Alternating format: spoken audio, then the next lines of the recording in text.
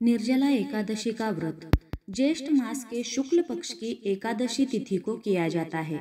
इस साल निर्जला एकादशी का व्रत 6 जून को रखा जा रहा है। हिंदू धर्म में इस व्रत का धार्मिक महत्व ही नहीं है, बल्कि शारीरिक और मानसिक स्वास्थ्य के लिए काफी लाभकारी माना जाता है। इस दिन भगवान विष्णु की विधिवत पूजा करने के साथ निर्जला व्रत रखने का विधान है। इसके साथ ही इस दिन दान देने से कई गुना अधिक फलों की प्राप्ति होती है और समस्त पापों से मुक्ति मिल जाती है। इस दिन भगवान विष्णु और माँ लक्ष्मी की विधिवत पूजा करने के बाद व्रत कथा अवश्य पढ़नी चाहिए। इससे आपकी पूजा पूर्ण मानी जाती है। आइए जानते हैं निर्जला एकादशी की संपूर्ण व्रत कथा। कथा को बीच में ना छोड़े, अंत तक सुने। भीमसेन व्यास जी से कहने लगे कि हे पितामह, भ्राता युधिष्ठिर, माता कुंती, द्रौपदी, अर्जुन, नकुल और सहदेव आदि सब एकादशी का व्रत करने को कहते हैं, परंतु महाराज, मैं उनसे कहता हूँ कि भाई, मैं भगवान की शक्ति पूजा आदि तो कर सकता हूँ, दान भी दे सकता हूँ, परंतु भोजन के बिना नहीं रह सकता।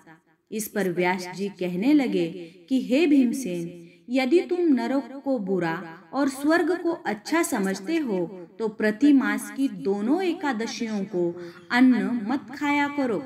भीम कहने लगे कि हे पितामह, मैं तो पहले ही कह चुका हूँ कि मैं भूख सहन नहीं कर सकता।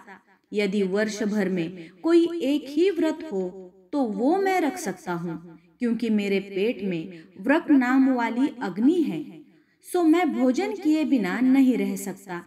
भोजन करने से वो शांत रहती है, इसलिए पूरा उपवास तो क्या, एक समय भी बिना भोजन किए रहना कठिन है।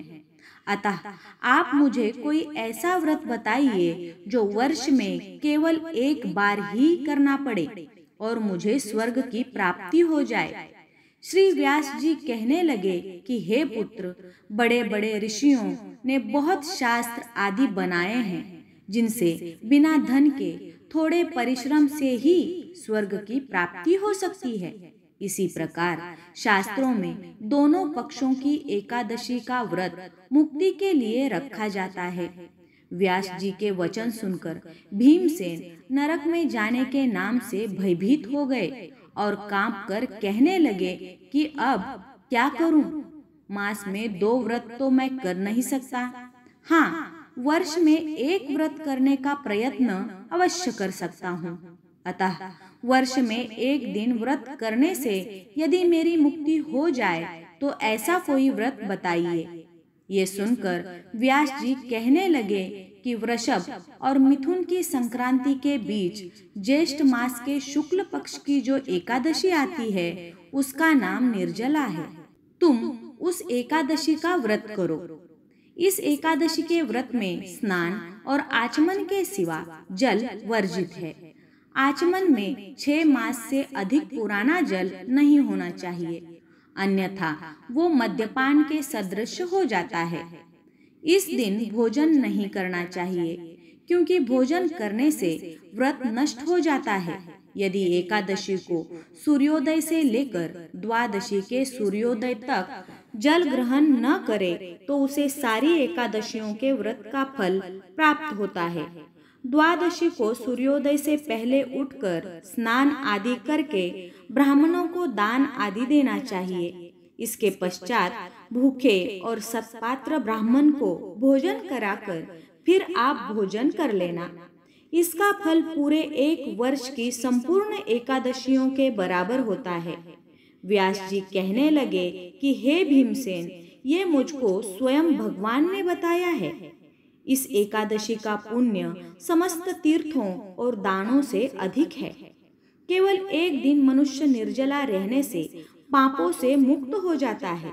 जो मनुष्य निर्जला एकादशी का व्रत करते हैं, उनको मृत्यु के समय यमदूत आकर नहीं घेरते। भगवान के पार्षद उसे पुष्पक विमान में बिठाकर स्वर्ग को ले जाते हैं। अतः संसार में सबसे श्रेष्ठ निर्जला एकादशी का व्रत है। इसीलिए यत्न के साथ इस व्रत को करना चाहिए। उस दिन ओम नमो भगवते वासुदेवाय इस मंत्र का उच्चारण करना चाहिए और गोदान करना चाहिए। इस प्रकार व्यास जी की आज्ञानुसार भीमसेन ने इस व्रत को किया। इसलिए इस एकादशी को भीमसेनी या पांडव एकादशी भी कहते हैं। निर्जला व्रत करने से पूर्व भगवान से प्रार्थना करें कि हे भगवान, आज मैं निर्जला व्रत करता हूँ, दूसरे दिन भोजन करूँगा।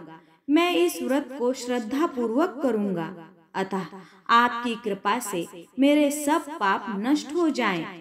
इस दिन जल से भरा हुआ एक घड़ा वस्त्र से ढककर स्वर्ण सहित दान करना चाहिए। जो मनुष्य इस व्रत को करते हैं उनको करोड़ पल सोने के दान का फल मिलता है, और जो इस दिन यज्ञादि करते हैं उनका फल तो वर्णन ही नहीं किया जा सकता। इस एकादशी के व्रत से मनुष्य विष्णु लोक को प्राप्त होता है। जो मनुष्य इस दिन अन्न खाते हैं वे चांडाल के समान हैं, वे अंत में नरक में जाते हैं। जिसने निर्जला एकादशी का व्रत किया है वो चाहे ब्रह्म हत्यारा हो, मद्यपान करता हो, चोरी की हो या गुरु के साथ द्वेष किया हो, मगर इस व्रत के प्रभाव से स्वर्ग जाता है। हे कुंती पुत्र, जो पुरुष या स्त्री श्रद्धा पूर्वक इस व्रत को करते हैं उन्हें अग्रलिखित कर्म करने चाहिए। प्रथम भगवान का पूजन, फिर गोदान, ब्राह्मणों को मिष्टान व दक्षिणा देनी चाहिए तथा जल से भरे कलश का दान अवश्य करना चाहिए। निर्जला के दिन अन्न, वस्त्र, जूती आदि का दान भी करना चाहिए। जो मनुष्य भक्ति पूर्वक इस कथा को पढ़ते या सुनते हैं उन्हें निश्चय ही स्वर्ग की प्राप्ति होती है। ओम नमो भगवते वासुदेवाय।